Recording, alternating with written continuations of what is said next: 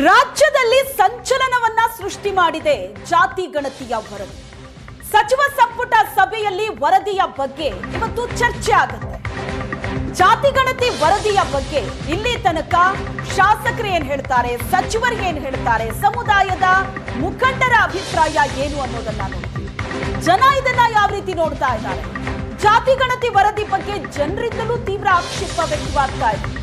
ಜಾತಿ ಗಣತಿಗೆ ಚಿಕ್ಕಮಗಳೂರು ಜನ ಆಕ್ಷೇಪ ವ್ಯಕ್ತಪಡಿಸಿದ್ದಾರೆ. ನಮ್ಮನೆಗೆ ಯಾವ ಅಧಿಕಾರಿಗಳು ಬಂದಿಲ್ಲ, ಯಾವ ಜಾತಿ ಅಂತ ಯಾರೂ ಕೇಳಲಿಲ್ಲ ಅಂತ ಆಕ್ರೋಶವನ್ನ ವ್ಯಕ್ತಪಡಿಸ್ತಾ ಇದ್ದಾರೆ. ಇದನ್ನೇ ಬಿಜೆಪಿ ಹೇಳ್ತಾ ಇರೋದು, ಇದನ್ನೇ ಕೆಲ ನಾಯಕರು ಹೇಳ್ತಾ ಇರೋದು. ಈ ವರದಿಯೇ ಅವೈಜ್ಞಾನಿಕವಾಗಿದೆ, ಸರಿಯಾದ ರೀತಿಯಲ್ಲಿ ಜಾತಿ ಗಣತಿ ವರದಿ ರೆಡಿ ಆಗಿಲ್ಲ. ಇದನ್ನೇ ನಾಯಕರು ಕೂಡ ಕೋಟ್ ಮಾಡ್ತಾ ಇರೋದು. ಈಗ ಜನ ಕೂಡ ಅದನ್ನೇ ಪ್ರಶ್ನೆ ಮಾಡ್ತಾ ಇದ್ದಾರೆ. ಯಾರು ನಮ್ಮ ಮನೆಗೆ ಬಂದಿಲ್ಲ, ನಮ್ಮ ಮನೆಗೇನು ನಮ್ಮ ಕಡೆಯೇ ಯಾರು ಬಂದಿಲ್ಲ ಅಧಿಕಾರಿಗಳು, ಯಾರು ನಮ್ಮ ಜಾತಿ, ಶೈಕ್ಷಣಿಕ, ಸಾಮಾಜಿಕ ಈ ವಿಚಾರವಾಗಿ ಯಾವ ಪ್ರಶ್ನೆಗಳನ್ನು ನಮ್ಮನ್ನ ಕೇಳಲಿಲ್ಲ. ಹಾಗಾದ್ರೆ ಈ ಜಾತಿ ಗಣತಿ ಹೇಗೆ ರೆಡಿ ಆಯಿತು? ಜನರ ಪ್ರಶ್ನೆ. ರಾಜ್ಯದಲ್ಲಿ ಜಾತಿ ಗಣತಿ ವರದಿ ಇದೀಗ ತೀವ್ರವಾದಂಥ ಸಂಚಲನವನ್ನೇ ಮೂಡಿಸಿರುವಂಥದ್ದು. ಪರ ವಿರೋಧದ ಚರ್ಚೆಯು ಕೂಡ ನಡೀತಾ ಇರುವಂಥದ್ದು. ಇದರೊಂದಿಗೆ ರಾಜಕೀಯ ಮೇಲಾಟಕ್ಕೂ ಕೂಡ ಜಾತಿ ಗಣತಿ ವರದಿ ಸಾಕ್ಷಿ ಆಗ್ತಾ ಇರುವಂಥದ್ದು.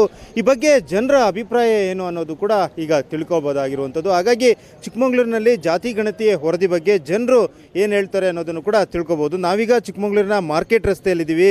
ಆ ಜಾತಿ ಗಣತಿ ವರದಿ ಏನಿದೆ ಅದು ಸಾಕಷ್ಟು ಒಂದು ರಾಜಕಾರಣದಲ್ಲಿ ಸಂಚಲನವನ್ನೇ ಮೂಡಿಸಿರುವಂಥದ್ದು. ಪರ ವಿರೋಧದ ಚರ್ಚೆಗಳು ಕೂಡ ಆರಂಭ ಆಗಿರುವಂಥದ್ದು. ಕೆಲವೊಂದು ನಿರ್ದಿಷ್ಟ ಸಮುದಾಯದವರು ಕೂಡ ವ್ಯಾಪಕವಾದಂಥ ವಿರೋಧವನ್ನು ಕೂಡ ವ್ಯಕ್ತಪಡಿಸಿರುವಂಥದ್ದು. ಸಮುದಾಯದ ನಾಯಕರು, ಮಠ ಮಂದಿರದ ಸ್ವಾಮೀಜಿಗಳು ಸಾಕಷ್ಟು ವಿರೋಧವನ್ನು ಕೂಡ ವ್ಯಕ್ತಪಡಿಸಿರುವಂಥದ್ದು. ಜಾತಿ ಗಣತಿ ವರದಿಯನ್ನು ಕೂಡ ಮಂಡನೆ ಮಾಡಬಾರ್ದು, ತಿರಸ್ಕರಿಸಬೇಕು ಅನ್ನೋ ಒತ್ತಾಯವನ್ನು ಕೂಡ ಮಾಡ್ತಾ ಇರುವಂಥದ್ದು. ಅದರ ಜೊತೆಗೆ ಇದು ಕೇಂದ್ರ ಸರ್ಕಾರದ ವ್ಯಾಪ್ತಿಗೆ ಬರುತ್ತೆ ಅನ್ನೋ ಕೂಡ ಹಲವು ರಾಜಕಾರಣಿಗಳು ಕೂಡ ಹೇಳ್ತಾ ಇರುವಂಥದ್ದು. ಇದರೊಟ್ಟಿಗೆ ರಾಜ್ಯ ರಾಜಕಾರಣದಲ್ಲಿ ಸಾಕಷ್ಟು ಒಂದು ಚರ್ಚೆಗೂ ಕೂಡ ಜಾತಿ ಗಣತಿ ವರದಿ ಸಾಕ್ಷಿ ಆಗ್ತಾ ಇರುವಂಥದ್ದು. ಹಾಗಾಗಿ ಜನರ ಅಭಿಪ್ರಾಯ ಏನು ಅನ್ನೋದನ್ನು ಕೂಡ ತಿಳ್ಕೊಬೋದಾಗಿರುವಂಥದ್ದು. ನಾವೀಗ ಚಿಕ್ಕಮಗಳೂರು ಮಾರ್ಕೆಟ್ ರಸ್ತೆಯಲ್ಲಿದ್ದೀವಿ. ಇಲ್ಲಿನ ಜನರು ಯಾವ ರೀತಿ ಅಭಿಪ್ರಾಯನೂ ಕೂಡ ವ್ಯಕ್ತಪಡಿಸ್ತಾರೆ ಅನ್ನೋದನ್ನು ಕೂಡ ಕೇಳ್ಬೋದಾಗಿರುವಂಥದ್ದು. ಜಾತಿ ಗಣತಿ ನಮ್ಮ ಹತ್ರ ಯಾರು ನನಗೆ ಗೊತ್ತಿರೋ ಮಟ್ಟಿಗೆ ಎಲ್ಲೂ ಇಲ್ಲಿ ಬಂದಿದ್ದು ನಮ್ಗೆ ಗೊತ್ತೇ ಇಲ್ಲ. ಬರೀ ಮನೆಗೆ ಬಂದಿದ್ದೀರಾ? ಇಲ್ಲ, ನಮ್ಮ ಮನೆಗೆ ಯಾರೂ ಬಂದಿಲ್ಲ. ಮತ್ತು ನಾನು ತುಂಬ ಜನ ಕೇಳಿ ನೋಡಿದ್ದೀನಿ, ಯಾರ ಮನೆಗೂ ಹೋಗಿದ್ದು ನಮ್ಗೆ ಗೊತ್ತಿಲ್ಲ, ಬಂದೇ ಇಲ್ಲ ಅಂತ ಹೇಳ್ತಾರೆ. ಆದರೂ ಇದು ಅವೈಜ್ಞಾನಿಕ. ಅದು ಆ್ಯಕ್ಚುಲಿ ಇದು ಮಾಡಿರೋದೇ ತಪ್ಪು. ಸುಮ್ಮನೆ ಈಗ ಒಂದು ಜಾತಿಯಿಂದ ಒಂದು ಜಾತಿಗೆ ಈಗ ತಪ್ಪು ಲೆಕ್ಕ ಕೊಟ್ಟರೆ ಅವರವರೇ ಬಡ್ದಾಡ್ತಾರೆ. ಆಯಿತಾ? ಒಳಗಡೆ ಘರ್ಷಣೆ ಸ್ಟಾರ್ಟ್ ಆಗುತ್ತೆ. ಇದರಿಂದ ತುಂಬ ಎಫೆಕ್ಟ್ ಆಗುತ್ತೆ, ಮುಂದಕ್ಕೆ ಭಾಳ ಕಷ್ಟ ಆಗುತ್ತೆ. ನಿಜವಾಗ್ಲೂ ಇದು ಮಾಡಬಾರ್ದಿತ್ತು. ಮಾಡಿದರೂ ಸರಿಯಾಗಿ ಮಾಡಬೇಕಿತ್ತು.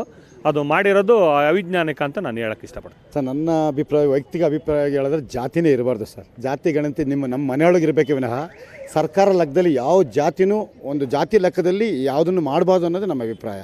ಯಾಕಂತ ಹೇಳಿದರೆ ಒಂದು ಕಡೆ ನೀವೇ ಹೇಳ್ತೀರಾ, ಮಠಾಧೀಶರು ಹೇಳ್ತಾರೆ ನಾವು ಯಾವ ಜಾತಿ ಧರ್ಮ ನೋಡಲ್ಲ, ನಾವು ಯಾವ ಜಾತಿ ಧರ್ಮ ಮಾಡಲ್ಲ, ಮಾನವತಾ ಜಾತಿ ದೊಡ್ಡದು ಅಂತೀರಾ. ನೀವೇ ನಿಮ್ಮ ಜಾತಿಗಳನ್ನ ಪ್ರೋತ್ಸಾಹ ಮಾಡ್ತೀರಾ. ಯಾವ ಲೆಕ್ಕದಲ್ಲಿ ನ್ಯಾಯ ಇದು? ಜಾತಿ ಗಣತಿ ವರದಿ ಬಗ್ಗೆ ನಿಮಗೆ ಮಾಹಿತಿ ಇದೆಯಾ? ಏನು ನೀವು ಜಾತಿ ಗಣತಿ ವರದಿ ಮಾಡೋಕ್ಕೆ ನಿಮ್ಮ ಮನೆಗೆ ಬಂದಿದ್ದೀರಾ? ಏನು ಯಾರು ಬಂದಿಲ್ಲ. ನಿಮ್ಮ ಸಮುದಾಯ ಯಾವುದು ಈ ರೀತಿ ಎಲ್ಲ ಯಾರು ಬಂದು ಕೇಳಿದ್ರ? ಯಾರು ಬಂದಿಲ್ಲ ಸರ್. ಬಂದಿದ್ರಾ? ಬಂದಿಲ್ಲ ಸರ್, ಯಾರು ಬಂದಿಲ್ಲ ಸರ್. ಜಾತಿ ಯಾರ ಬಗ್ಗೆ ಬಂದಿಲ್ಲ ಸರ್. ಈಗ ಸಿದ್ದರಾಮಯ್ಯನವರ ಸರ್ಕಾರ ಏನಿದೆ ಅದು ಜಾತಿ ಗಣತಿ ವರದಿಯನ್ನು ಮಂಡನೆಗೆ ಮುಂದಾಗ್ತಾ ಇದೆ. ನಿಮಗೆ ಏನು ಅನಿಸುತ್ತೆ ಸರ್? ಜಾತಿ ಯಾವುದು ಮಾಡಬಾರ್ದು ಸರ್. ಎಲ್ಲ ಒಂದೇ ಜಾತಿ ಸರ್. ಮನುಷ್ಯನ ಜಾತಿ ಒಂದೇ ಅಲ್ಲ ಸರ್. ಸರ್ಕಾರ ಯಾವುದೇ ಬರಲಿ ಜಾತಿ ಅಂತ ಮನೆಗಳಲ್ಲಿ ಇರಬೇಕು. ಹೊರಗಡೆ ನಾವೆಲ್ಲ ಒಂದೇ. ನಾವು 4 ಜನ ಕೂಲಿ ಮಾಡೋರು, ಕೆಲಸ ಮಾಡೋರು ಎಲ್ಲ ಒಂದೇ ಜಾತಿಯಾಗಿ ಬದುಕಬೇಕಷ್ಟೇ ನಾವು. ಆ ಜಾತಿ ಗಣತಿ ವರದಿ ಮಾಡಲಿಕ್ಕೆ ಯಾವೊಬ್ಬ ಅಧಿಕಾರಿಯೂ ಕೂಡ ನಮ್ಮ ಮನೆ ಬಾಗಿಲಿಗೆ ಬಂದಿಲ್ಲ ಅನ್ನೋ ಅಭಿಪ್ರಾಯವನ್ನು ಕೂಡ ವ್ಯಕ್ತಪಡಿಸ್ತಾ ಇರುವಂಥದ್ದು. ಚಿಕ್ಕಮಗಳೂರಿನ ಕ್ಯಾಮರಾಮನ್ ಶ್ರೀಕಾಂತ್ ಜೊತೆಗೆ ಆಲ್ದೂರ್ ಕಿರಣ್, ಏಷ್ಯಾನೆಟ್ ಸುವರ್ಣ ನ್ಯೂಸ್.